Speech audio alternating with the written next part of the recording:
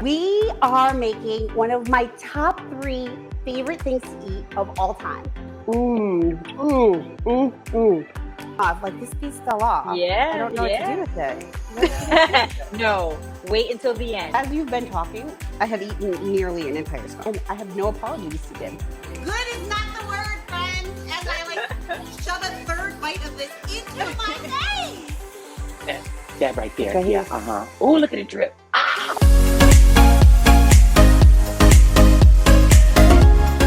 Hi, everyone, and welcome to season 2 of I'll Bring Dessert.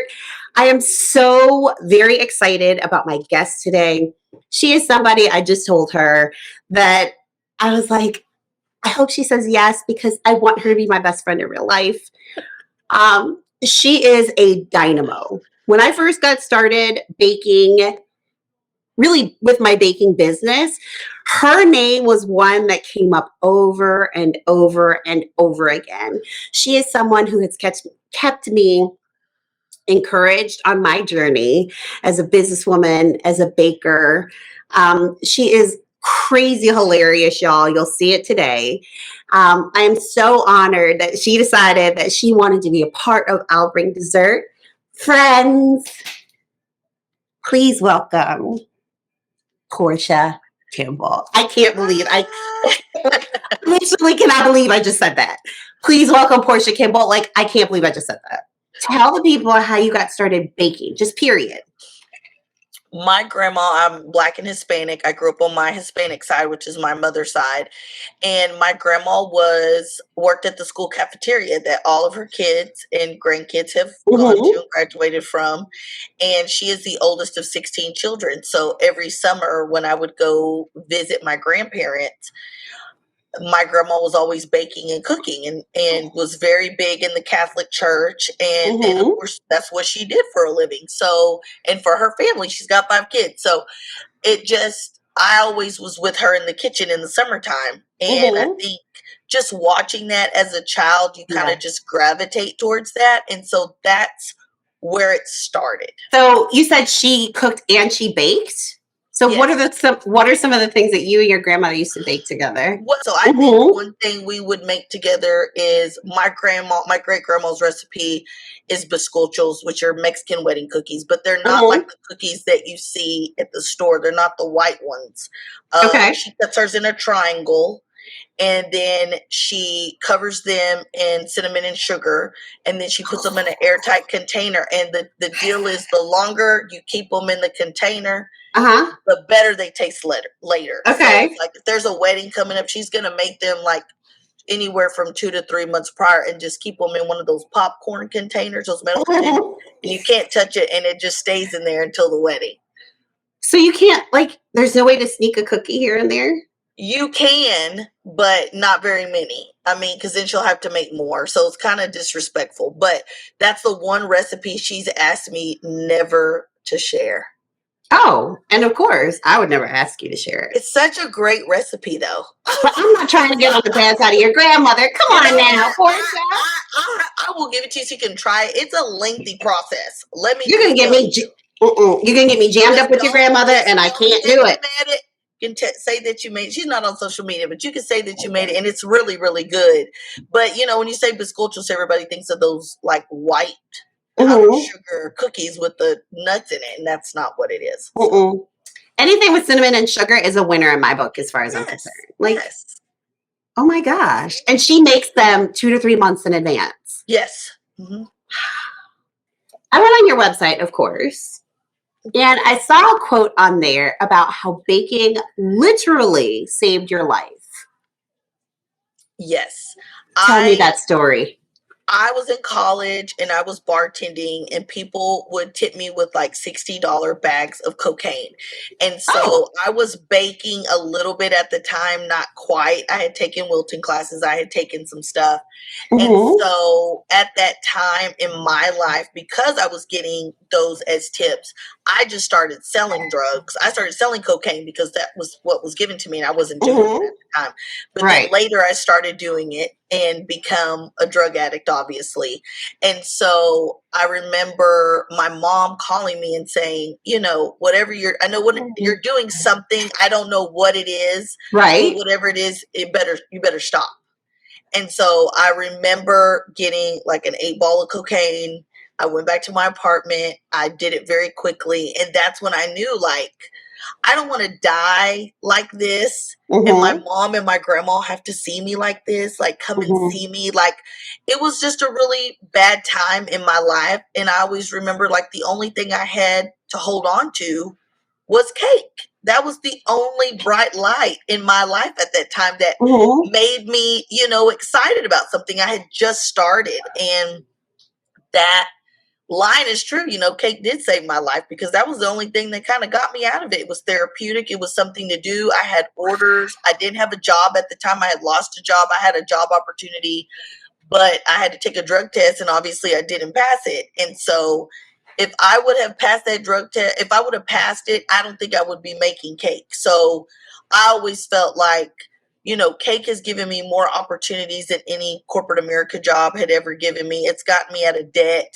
It's got, it's made me go to places I probably never would have gone on my own or could afford to go. Yeah. I love hearing that. First of all, thank you for sharing that. Absolutely. I mean, cake has been there longer than any man has. So, I mean, what else is? I wasn't ready for that. For those of you, again, who may not be familiar, Porsha teaches bakers to become more business-minded about what they're offering. She is the founder of Brown Sugar Retreats, which is not just the cake retreat, y'all. It's a series of retreats that she teaches, which is like a continuing education for bakers. So tell me where the idea for the Brown Sugar Retreats came from.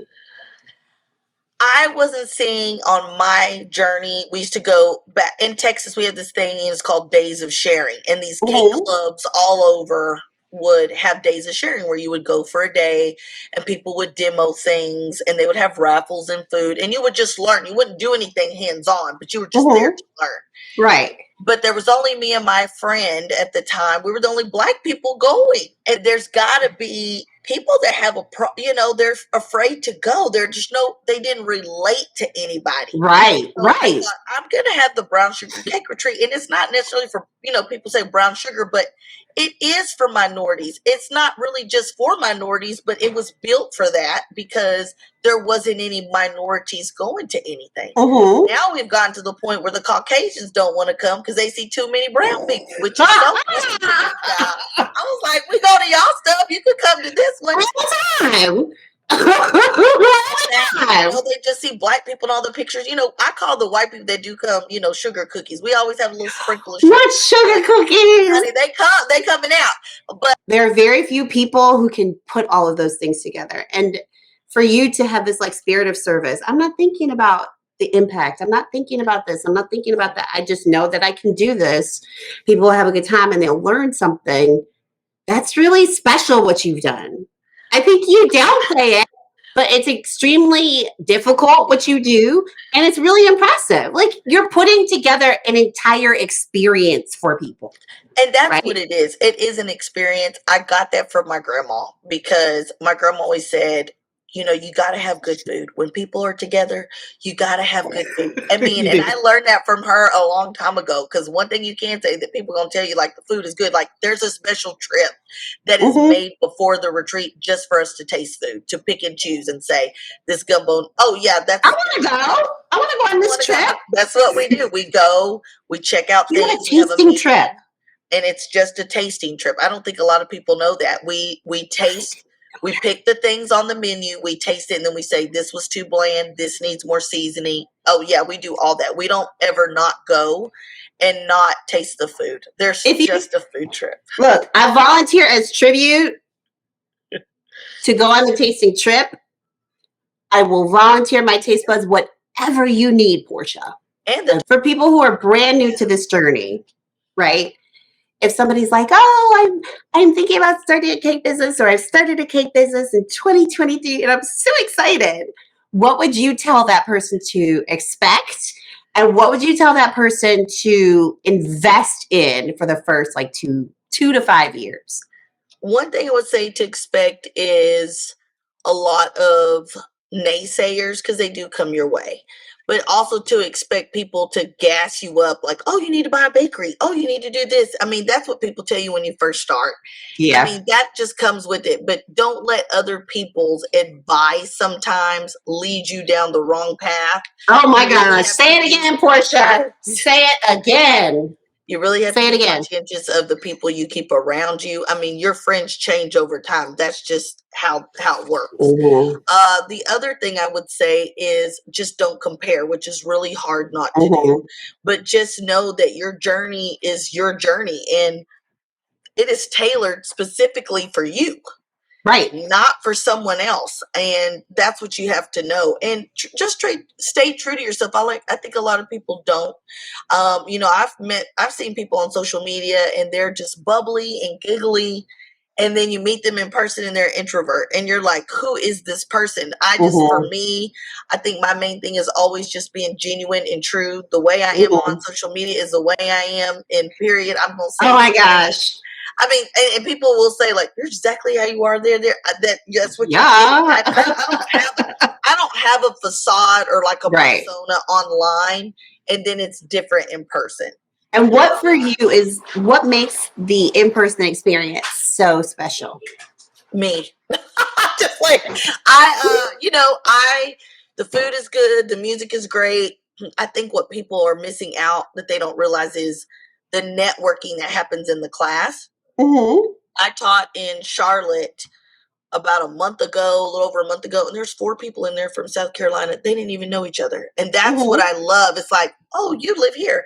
Oh, I just live down the street. Oh, I didn't know this. Like to me, And now they're besties. but the recipes that you pick up on, the discussions that we do in class, Mhm. because it's not just the actual cake, it's so many other things that you Mhm. pick up on in that class that you Absolutely. didn't know about. That's part of the PK experience. It is always going to be top notch. It's going to be first class. You're going to learn. You're going to walk out confident. You're going to probably get told a few things, even if you don't like it. Mhm. But you will be better when you leave. And that's again, Yeah. I'm glad that you are seeing the impact of all the good that you're putting out in the world because you deserve it. Like Thank you. I'm just like I said, when I say I'm starstruck today and I'm so happy that you're here, I am because you didn't know it, obviously, but you have been a kind of mentor to me as I've gotten started. And I have really, really looked up to you this entire time. I've had my own business. I do want to ask a couple questions. Okay. What are your favorite like summer ingredients to work with? For summer, it's weird because I like lemon, but I don't like lemon. Mm-hmm. But I like key lime and lemon. Yeah. I like those things for the summer. I Yeah. like fruit, cantaloupe, water. I mean, all of those Mm-hmm. things. I love all of those things. Okay. Fair. Yeah. I love those things too. Little bit of a hypothetical. Okay. So you get a call from Michelle Obama, and she says, Barack and I are attending a dinner, and we understand that you make top notch desserts. We're in town with the Bidens. Would you mind preparing like a tasting menu for us for desserts? Of course, you say yes, and you ask when it is. Oh, we'll be by around 7:30 tonight. Okay. What are you going to make them for the tasting menu? One, I'm making Paula Deen's cream cheese pound cake. Okay. Off top. Yes. That's my go-to. I'm going to cut up strawberries. I'm going to soak them in Grand Marnier and sugar. And then I'm going to just keep that there. And then I'm going to make homemade whipped cream with Mexican vanilla. That's what I'm making. I'm also going to make, which I told you, what's her name's chocolate cake. I'm gonna make that too. Oh, Ina Garten's Contessa. chocolate cake. Yeah, I'm gonna make Barefoot Contessa's chocolate cake because you can't go wrong with that. you cannot. You just can't. And I think a new favorite of mine, like I like baking bread, but I like key lime. I'm not a big pie. I like to eat pie. I don't really make pies. Mm-hmm. But I think for me, the other thing is I just want to make them a warm chocolate chip cookie with butterscotch, chocolate chips, and white chocolate chips. See, That's the other thing I'm gonna do. Sasha and Malia are gonna be like, I don't understand why I have a baby brother on the way, Porsha. I love a good a warm chocolate chip cookie. Ugh, that sounds delicious. That sounds absolutely delicious. So when the Obamas come, again, when you need a sous chef, just hit me up. I'll be there in a couple hours to help. Okay. Just take a flight. Just come on. You deserve all of the good things that are coming to you, all of the good things that have happened already. I feel like those are going to pale in comparison to all of the good that's coming to you in the future. I hope so. I am so glad to have made your acquaintance. I'm smiling from ear to ear because this is such a big moment for me. It's such a big moment for Begin with Butter. And I'm so thrilled that you just did the thing and said yes. Of course. I would never say no. I don't even know how I came across your page. I think it was just on my For You page. It was a recipe, and I was just like, oh my God, it looks really, really good. And I hadn't met anyone or seen anyone doing what you were doing, like creating recipes and stuff like that. I had never seen that. So I thought that was really nice. And all the recipe options that you have. Yeah. Thank you. And you have your own line of flavorings, right? I do have my own line of flavorings. They're extracts. People think because it's elixir, they think it's some. I don't know why they think that. It's just I changed the name. Yeah. So what made you do that?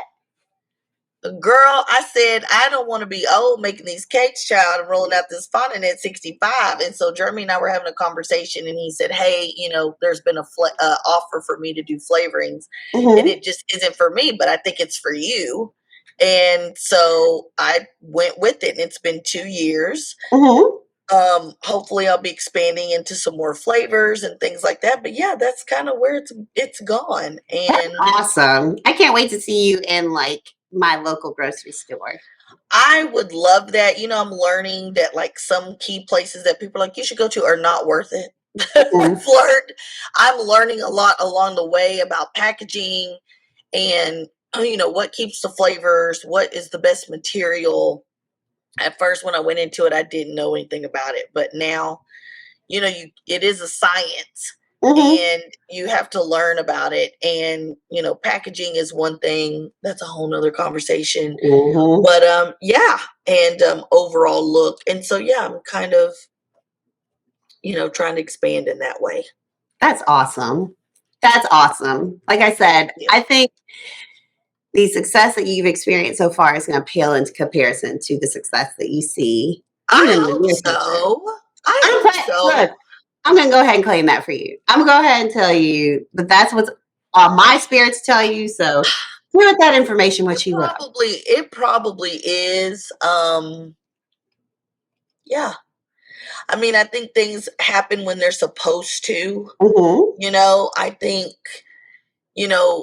sometimes you don't know that people are hitting rock bottom or what they're going through behind the scenes until later. And I really feel like I'm going through this weird time, being an entrepreneur, I ain't got no man over here paying no bills or nothing like that. It's just me. So it's difficult sometimes, there's always a bad and a good to anything. So I will say, don't let people gaslight you into thinking you should go do this and go do that because it's just not for the weak. Right. It's not. Entrepreneurship is definitely not for the weak. No. And it's not something you should go into half-hearted. And it's not something you should go into because everything else failed. No, and there's people I see that I would love to reach out to and like, let me tell you, this is probably the direction it should go, like your packaging or what you put your product in because of this, because I've done my research. But I was like, it's not for me to tell them that. It's it's for them to figure out. I wouldn't mind, but there's some people. Some people Huh? don't want to be told, and some people don't mind being told. And so I you don't mind don't being really told. know.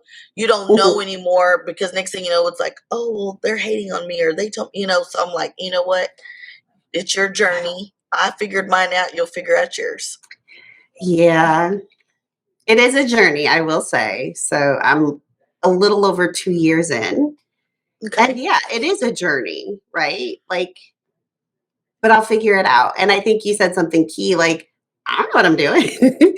I feel like that's a very real sentiment with entrepreneurship. Even I know at this point, a lot of this stuff is trial and error. And so I'm just going to keep trying it.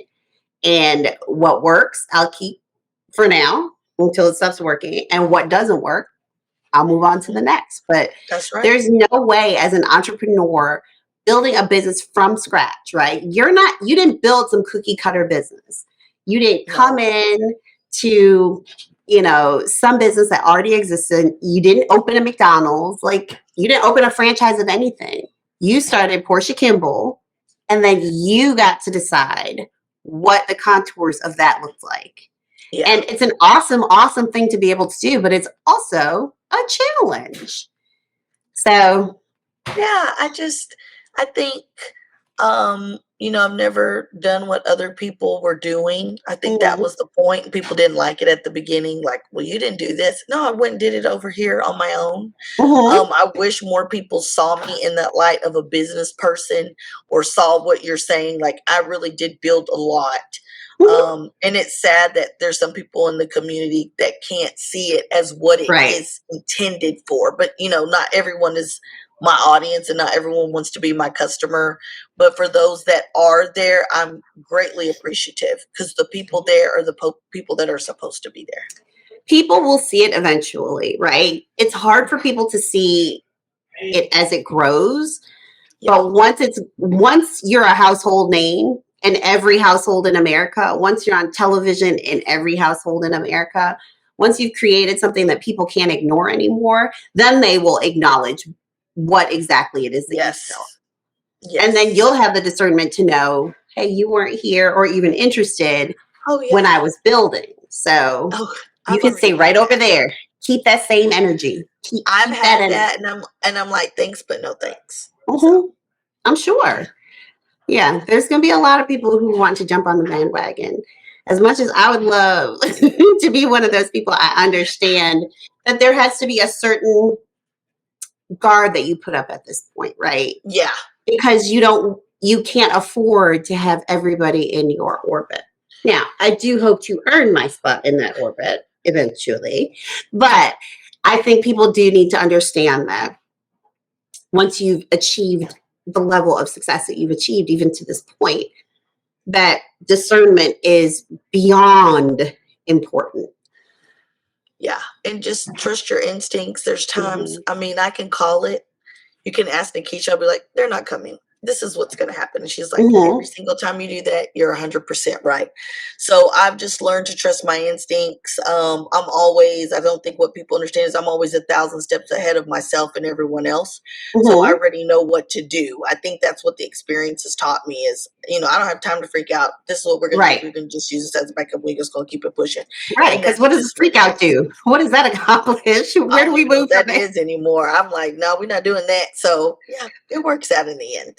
It always does. It always does. Yes. So I want to thank you today for taking the time to come on and chat with me. Like, I just feel very honored and blessed that you decided to spend some time with me today. Well, And I feel so honored and blessed you even asked. So thank you so much. I appreciate it. I'm just thrilled. I feel like there is so much. Hopefully, I can add to you, right? Hopefully, I can Yes. pour into you like you have poured into me today. I really, really, really appreciate Absolutely. it. I'm going to ask you to stay around for just 1 minute, but we're going to wrap this up. And I want to say to those of you who are watching, thank you for watching.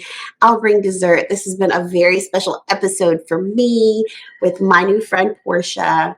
And I will see you all next time. Yay.